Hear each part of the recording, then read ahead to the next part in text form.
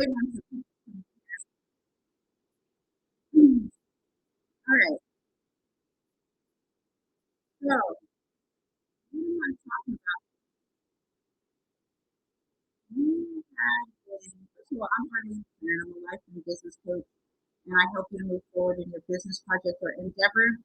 So, if you have always wanted to start a business, but you just haven't started it, or you already have started your business, but you want to 10x your business, take it to the next level, you want to increase your revenue in that business and go from a 6 to 7 figure earner, then you are in the right place. Now, today I'm talking about something a little bit different. And many people say, well, why are you talking about this, Arlene? You're a business coach, you are a life coach.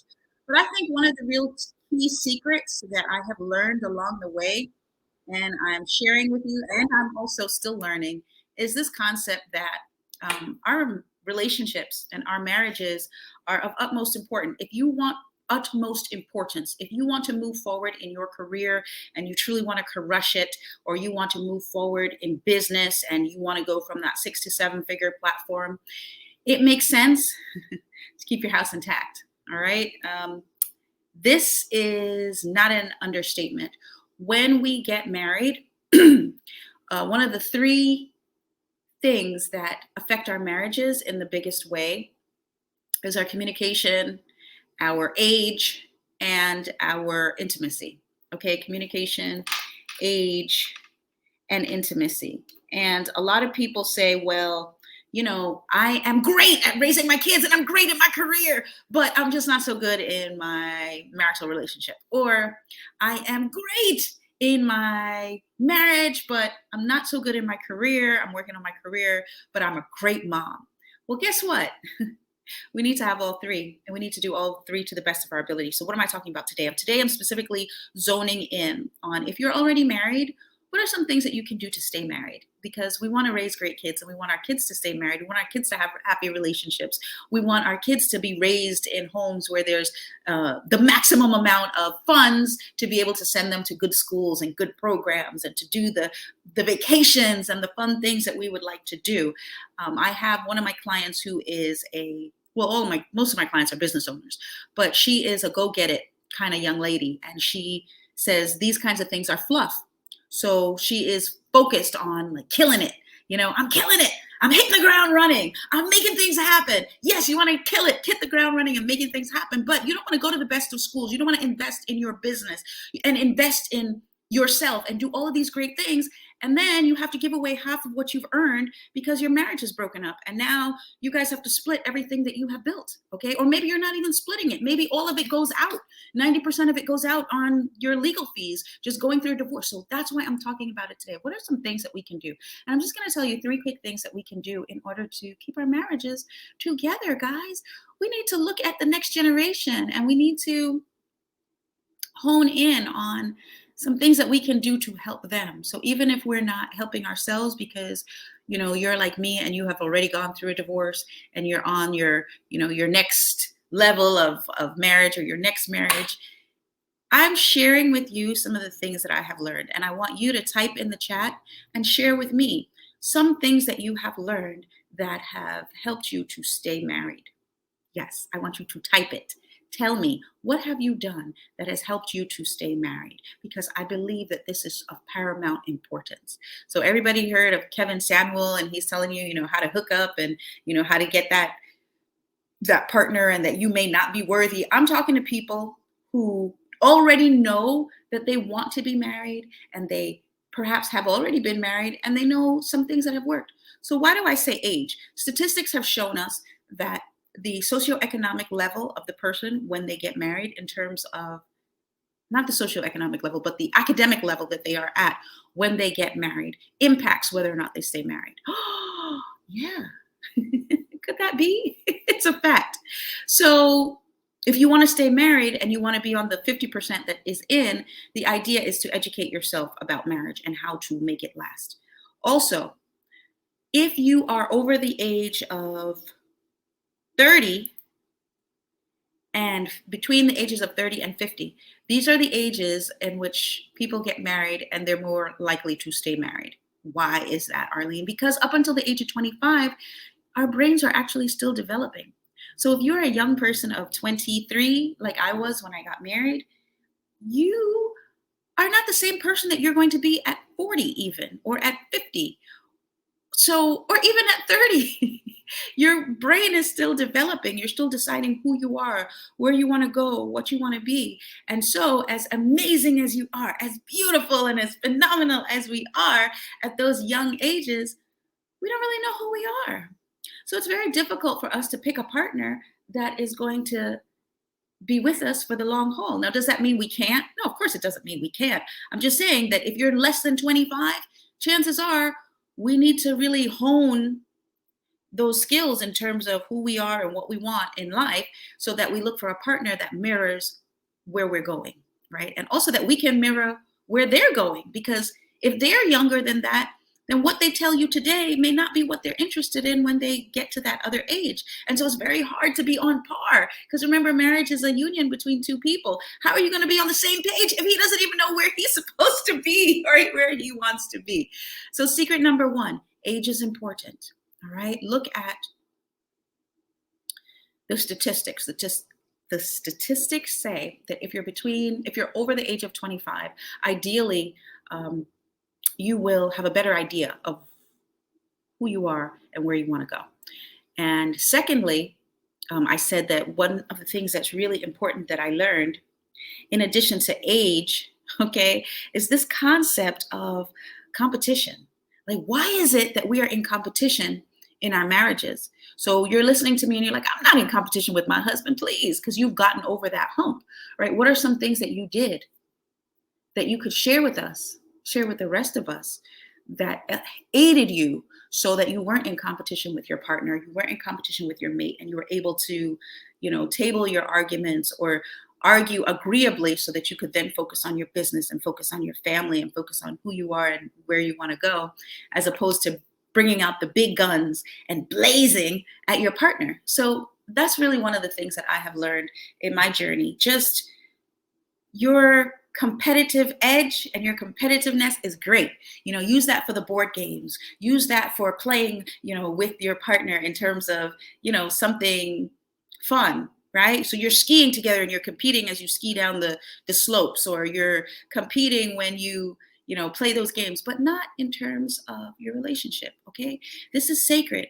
If this is truly the person that you want to be with for the rest of your life, and you pull out the big guns and blast them, you may not have anything left, okay?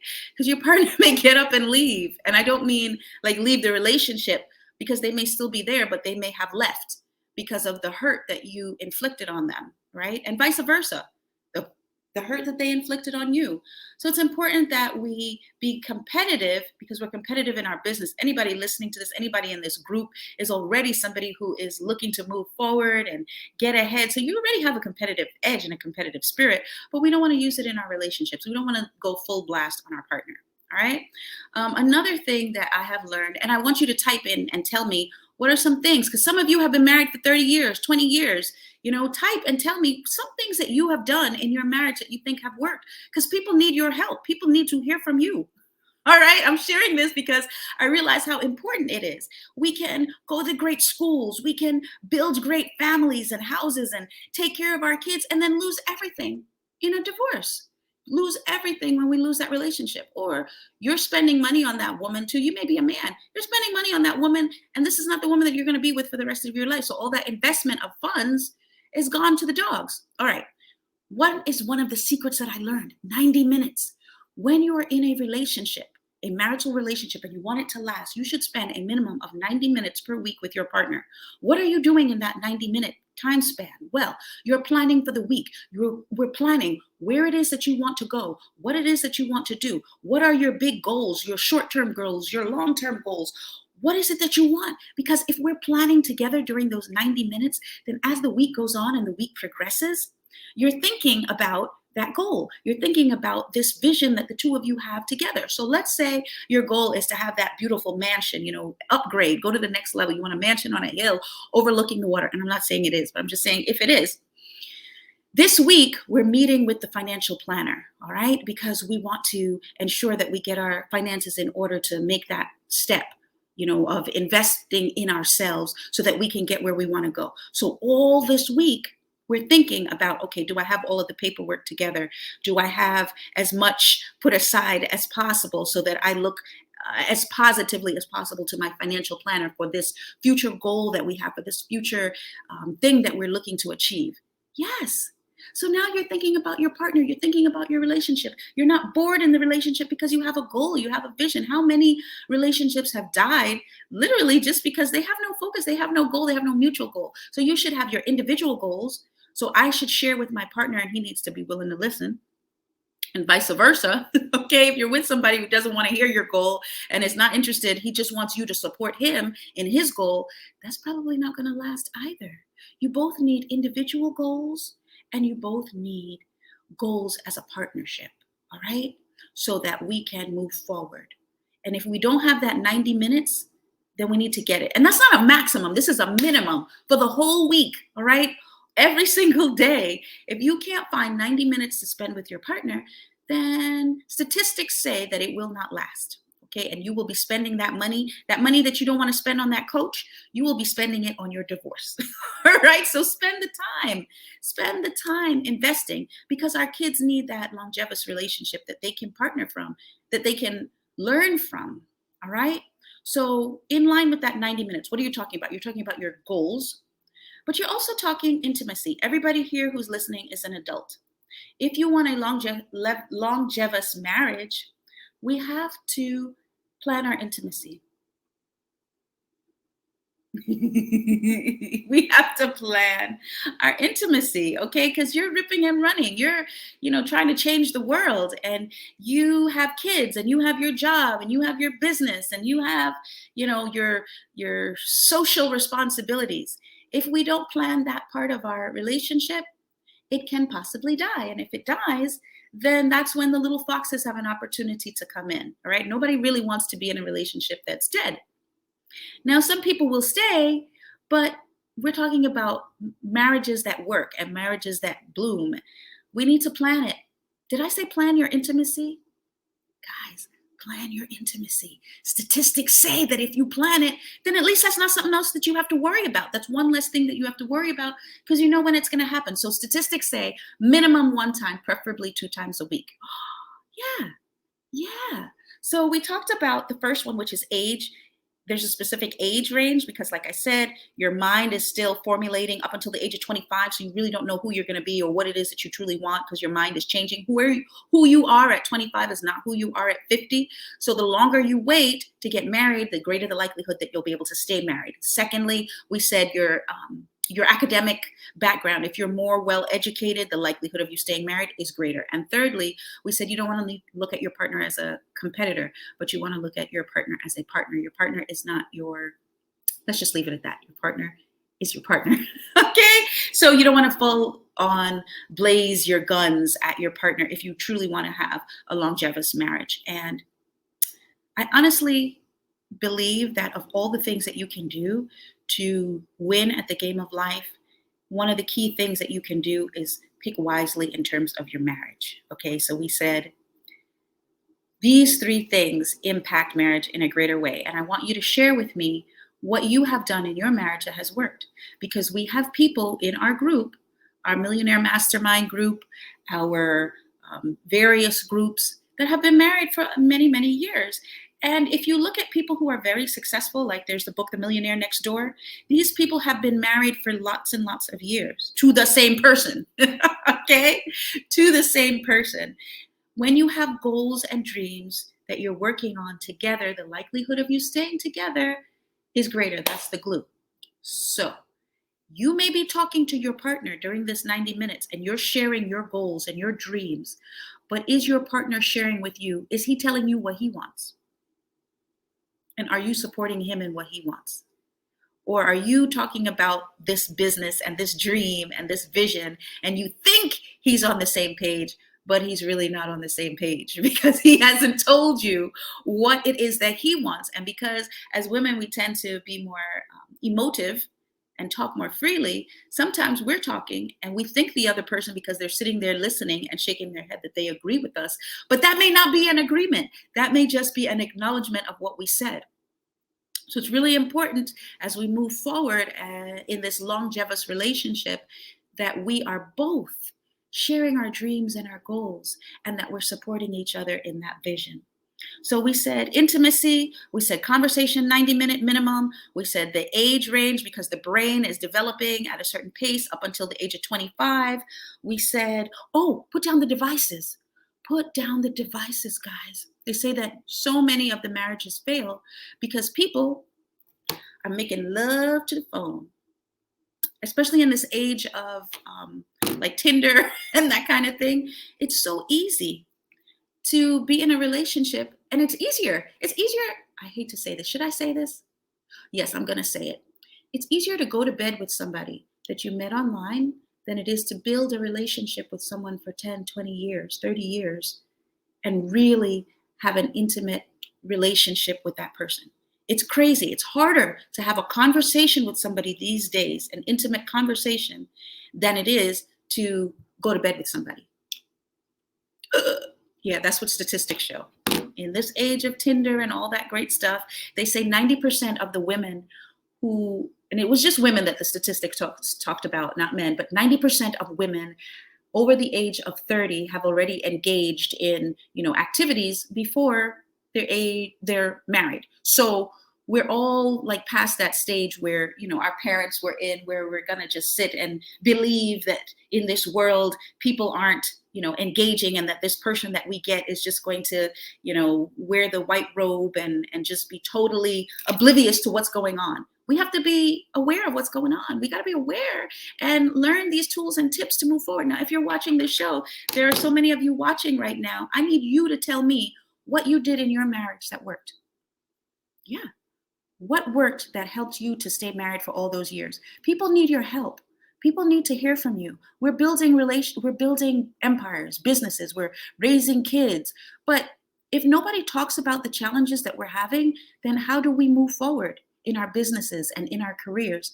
Our relationships and our homes impact us. They greatly impact where we end up. So I want you to type now and tell me, what are some things that have worked for you? So I've done a little research because, like I said, I had a failed first marriage. My first marriage did not go well. And one of the things that I did was, the third thing was competition, like not being in competition with your partner. Many people's marriages and relationships are on demise because they're competing with each other. Who do you think you are? I got a bigger gun than you. I can shoot bigger than you. So in my marriage, I did the complete opposite. I was mute when it came to complaints. My partner shared his complaints with me and I listened, but I never shared my complaints with him. And I thought by my not sharing, then my marriage would last longer. But guess what, guys? Eventually, one day, I got up and I hit the ceiling because I had been dealing with all this. I was collecting all of this stuff. And then eventually I couldn't collect it anymore. And I had to tune out and tune off. And I tuned off before I walked out. But if we communicate and we spend that minimum of the 90 minutes sharing our thoughts in that 90 minutes of what we want, what our goals are, what our dreams are, what our visions are, then the likelihood that we can have this longevous marriage is greater. And remember, happy home, happy life. So if you're building this empire, you have this 6 to 7 figure business, right? But your home life is of sorts, it's not in order, then you're not going to be happy. You're not going to have joy, right? But if you can have joy in your home, the likelihood that you can move forward and build is that much greater, okay? Because now we have a platform, we have a base from which to move forward, right? So that's really important to have that steady base. And I know the people that listen to our group tend to be people who are mature in age anyway, and who tend to have families anyway. And so perhaps you already have that base. But then there are some people who don't. And we want to be able to touch, move, and inspire those people who are a part of our group, our Millionaire Mastermind or platform, who are not there yet. So I'm spending time today asking you, what are some things that you have done in your marriage that have worked?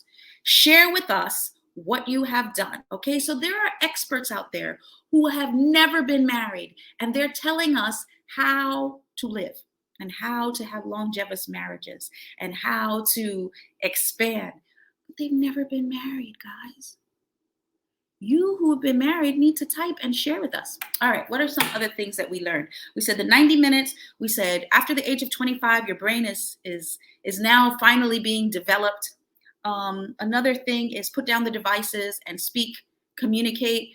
You should have your individual plan and you should have your plan for the relationship. And each week you're talking about the relationship and what you plan to do in future. Another one is the intimacy.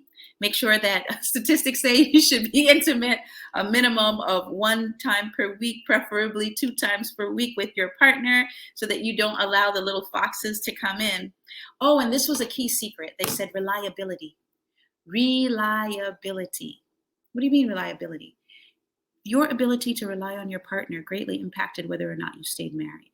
If you are able to rely on your partner and you know that your partner has your back and that person will be there for you if you need them, if and when you need them, then the likelihood of you staying married is greater. So the secret is don't plan and say you're going to do something that you know you can't do.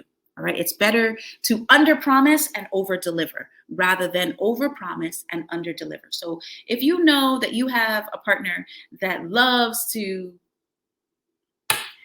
what are some things that have happened to me? Okay, I'm going to try to tell you a story. I don't want to get too intimate, but let's say I needed my partner. Okay, something simple. I need my partner to put gas in the car because I am going on a long trip to the airport and I need to have gas in my car. And I know that if I ask my partner to put gas in the car, he'll put gas in the car. I can rely on him. My marriage is more likely to last than if I have a partner where I ask him to put gas in the car. He says he's going to put gas in the car, but he doesn't put gas in the car. Is it that simple? Could it really be that simple that our marriages are just being destroyed because we're not reliable? Yeah. Statistics are saying that it's that simple. Marry somebody who you believe truly has your back. And if you don't believe that that person truly has your back and will be there for you and do what they say they're going to do, you're probably not going to have a longevous marriage. And if you don't have a longevous marriage, then how are you going to build your business? How are you going to build your empire and move forward with the funds that you already have? No, you're going to be spending those funds out in divorce. You're going to be spending those funds out in legal fees. So is what I'm saying relevant to building that life that you truly want to live? Yes. The number one thing that you need in order to win at the game of life is to have a marital relationship or relationship, because some of you may not get married, but a relationship in which you feel like you can rely on that person. Reliability is key. All right. So talk about it during that 90-minute conversation that you're having every week. And remember, the 90 minutes is the minimum. It's not the maximum. So therefore, we need to under promise and over deliver. Under promise and over deliver. All right. What's another one that we got from the research? Another thing that I found from the research is that people are in a power struggle. Power struggle. It's called, what was the name of the lady who did that song, RESPECT? Respect. And then they made the movie. Then the movie was called Respect. Well, that's in line with this power struggle. All right. Who has power in the relationship determines whether or not you have a longevous relationship. The statistics say that if you and your partner are on par, okay, and you're sharing the power, that you're that much likely to stay married. If you are not sharing the power, then it's going to be more challenging. And also, the men who are able to share power with their wives tend to be better parents. They tend to be better fathers to their kids as well. So while you're picking, look at somebody who will be willing to share power with you. Okay. And if you have already picked, then let's see if we can discuss it. All right. And see if we can share power with each other. Okay. So he has responsibilities. You have responsibilities, right? She has responsibilities and you have responsibilities, and you share the power. All right. And we look at each other as a team where we're reliable and we're a team. And we said their age thing is important.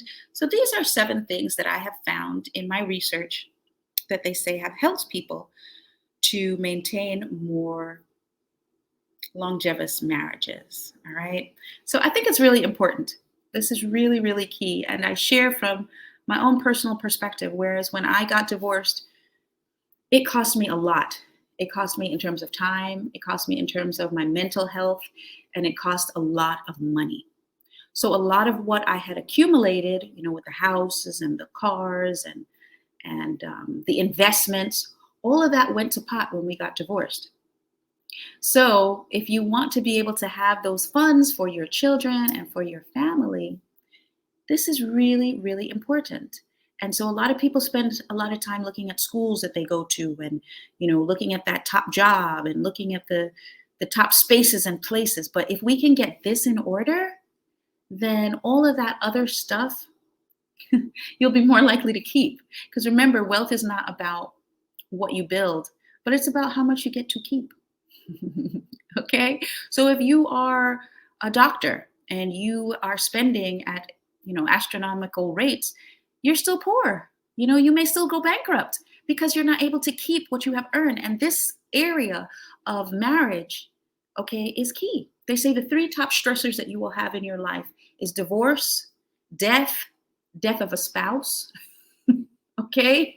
And a lot of people say, oh, well, loss of a job, that's the key. I'm sharing with you from my own personal experience that divorce cost me more than anything else in my life. More important than where I went to college, more important, which I went to a great college and I spent lots of money on college, more important than the top job that I had working in the government, more important than any of the other things was who it was that I married. That greatly impacted my finances and how I, quote unquote, win friends and influence people. So these 5 tools that I have shared with you are based on science and based on research. And a lot of people aren't talking about it. But we want to be in that 50% that stays and not that 50% that has the marriage destroyed. So I want you to type in and tell me if you are currently married and you've done something that really worked outside of those 5 secrets that I've shared with you today, then type and tell us what it was that you did that was able to help you to win at your marriage, that helped you to have that longevous marriage. And I know the people in my Millionaire Mastermind group, a lot of you have been married for a lot of years, and a lot of people need help. We need help. All right. So I'm sharing what I've done in terms of my research and what I have learned, but I also want to hear what you guys have found. And this is a quick way to just share your insight, a quick way to just, be able to help us to move forward. So a lot of times people say, I guess the point that I'm making, guys, is that if I've not made it clearly enough, this is of paramount importance. If you're not married, do the research, all right? And make sure that you're getting involved with somebody who is going to be able to stand the test of time with you. And if the person is willing to talk with you about it and spend that intimate time on the front end, then chances are they'll be willing to spend that intimate time on the back end. But if on the front end, he or she is not willing to spend time to really get to know you and to really determine your goals and your dreams and your visions, once you get married and you've been married for 10 years, the likelihood of him or her listening to you and working with you is going to be even that much greater. There's going to be even that much more of a pull and a tug. And if we can have peace in our homes, then when we have to face the storms outside, we'll be more able to handle those storms. All right. So that's really all I have for you. Those 7 things. A lot of people say once they get married, they're going to settle down. Don't think of it as settle down. Think of it as strive up. Once we get married, we're going to strive up. We need families. We need strong families within our community. Okay. And so I am on a mission to ensure that I share some of the mistakes that I've made along the way with my marriage. Like I said, I was very young when I got married, and also ask you, what are some things that you did that worked well, so that you can share with us some of the things that you did that worked well. And if you're a millennial and you're thinking, oh, I don't want to be married, I'll just live together, statistics show that that's where you are, that you're thinking, I don't necessarily have to get married. You should still work on that. It's a good thing to have somebody to have your back, someone that you can rely on. All right, someone who is there for you. And what happens oftentimes is that person who you think is going to be there for you has shown you on the front end that the person is fickle. So if the person is fickle and they can't keep their word, they're probably not a great person to marry. Yeah. Yeah, Susie Q. Yes, handsome prince. If she's not reliable, don't marry her. Find someone that is. Oh, and this was a big one. Don't marry for love. Did you say that, Arlene? Don't marry for love? Yes. Don't marry for love. Those EVGBs and that excitement and all of that stuff, that stuff can fizzle away. But if you marry for some of those deeper characteristics, the likelihood of the marriage lasting is greater. And also find out what your non-negotiables are on the front end. Like some people may say, listen, if you cut your hair and you're walking around with a teeny weeny afro, then that's not really what I find attractive. And I'm not going to want to be married to somebody like that because I really, really love that about you. Then it's good to know on the front end that that's a non-negotiable. I heard a story this week where a man had dreads, long dreads, and he cut off his dreads. And believe it or not, his wife didn't want to be married to him anymore. She said she wasn't attracted to him because that was one of the things that attracted her. So let's find out what our non-negotiables are in a relationship before we move forward into marriage. And that's what some of the things that you're going to discuss during those weekly 90-minute sessions. All right. Thank you so much for spending the time with me today. And we're going to really delve into this. All right. And like I said, I have this program. It's called Be on TV in 30 Days. If you're interested in being on television and sharing your dreams, your goals, your visions, or your business so that you can do better in that business, I want you to go to askarleneshow.com and sign up. Actually, the link is bit.ly, and I'm going to type it in here. The link is bit.ly/be on TV in 30 days. Yep, be on TV in 30 days. So I'm inviting you to go on there and share with me your information so that we can get you this information and you can begin to share with the world your true goals, your true visions, your dreams, and be able to impact the world in the way that you're supposed to. Thank you so much for spending this time. I also ask you to go to Ask Arlene Show on YouTube and subscribe to Ask Arlene Show on YouTube, where we talk a lot about how to manifest your goals and manifest your dreams. I talk a lot about the law of attraction and starting that business if you don't have it already, and growing the business if you already have the business. And it's just important that we tweak. Chances are you have 90% already in order, and you just need that 10% of tweaking in order to really move forward and in order to really blow up. We had a live coaching session a couple of weeks ago where I had one of my key business owners on, and she was able to unlock some of her limiting beliefs that had been hindering her business from moving forward. She's very successful now, but after that coaching session live, you're able to see how sometimes we have these limiting beliefs in our mind, and they're living there, they're housed there, they're at home and comfortable and cozy, and they're preventing us from really branching out and moving forward in the way that we need to. So we can either keep them to ourselves and continue to go on our merry little way and stay the status quo, or we can get a coach and share and talk and let those thoughts out, okay? And be able to set up a plan to move forward in a bigger, better, brighter way. And that's what happened in that coaching session. So I'm inviting you to go over to Ask Arlene Show on YouTube, click on the link and see that last or most recent post. And I'm gonna, when I do the replay, I'll put the little link in the suggestion box so that you can go to the link and watch that video as well and see how impactful it can be to release those limiting beliefs in order to go up and glow up. And like I said, television is a way for you to share your visions and be able to expand and link up with more people, because the more people that hear your goals and hear your vision and hear what you have accomplished, the more that you can build your team, build your network, sell your products, share your books, share your thoughts and methodology, if that's what it is that you're endeavoring to share with the world. So I really believe that you can get on television within the next 30 days. If you click the link and sign up, we can share with you the information as to how you can do that. All right. Because that has truly impacted my business and has truly impacted me and my position that I hold in the world. Thank you so much. Like I said, you're going to share with me some of the things that you've done in the past that have worked for you. This is not a monologue. I want to have a dialogue with you. Those of you who have had good experiences, share.